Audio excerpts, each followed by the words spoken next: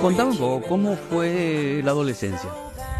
¿Cómo fue tu adolescencia? ¿Cómo fue te fuiste encaminando a este mundo? Muy difícil, la adolescencia creo fue mi época más difícil. ¿Por qué? Eh, bueno, justamente fue una época en la cual estábamos muy mal económicamente en mi casa, muy mal. Y empecé a trabajar desde los 14 años prácticamente para ayudar en casa o mantenerme a mí en cosas porque un adolescente tiene necesidades y ¿Qué así es. hacías?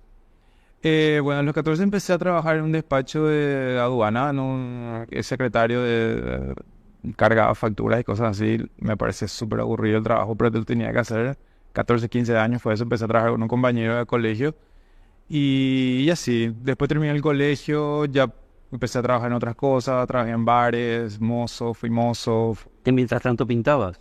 ¿O ya habías dejado, te apartaste? Siempre dibujaba, nunca dejé de Ah, era dibujar. dibujo. Siempre dibujaba, sí, siempre. Y después ya empecé a hacer retratos por encargo. Empecé a hacer retratos, que fue lo primero que empecé a hacer, ¿verdad? Retratos por encargo, ¿verdad? De familiares, gente y así, ¿verdad? Pero a la par siempre trabajaba. Por ejemplo, trabajé en todos los call centers que se crearon en esa época.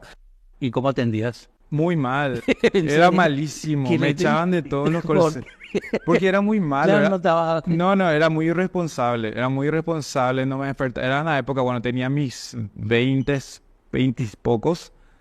Y era también una época muy rebelde. O sea, eso, tenía mucha frustración de que no estaba haciendo lo que me gustaba, ¿verdad? Que ni siquiera yo en esa época sabía lo que quería Sí, hacer. tampoco, Porque claro. me gustaba el arte, pero decía eso, no, yo nunca voy a poder vivir del arte, nunca. ¿Conocías a alguien que viviera en esa época del arte, te acordás? A nadie. Cuando eso empecé la facultad, y eso también fue un problemita, porque la facultad también, en una experiencia personal, me reprimió un poco también, porque los profesores eran de que ustedes no son más artistas hasta que salgan de acá. Ustedes, era como, es una educación un poco obtusa la que yo recibí.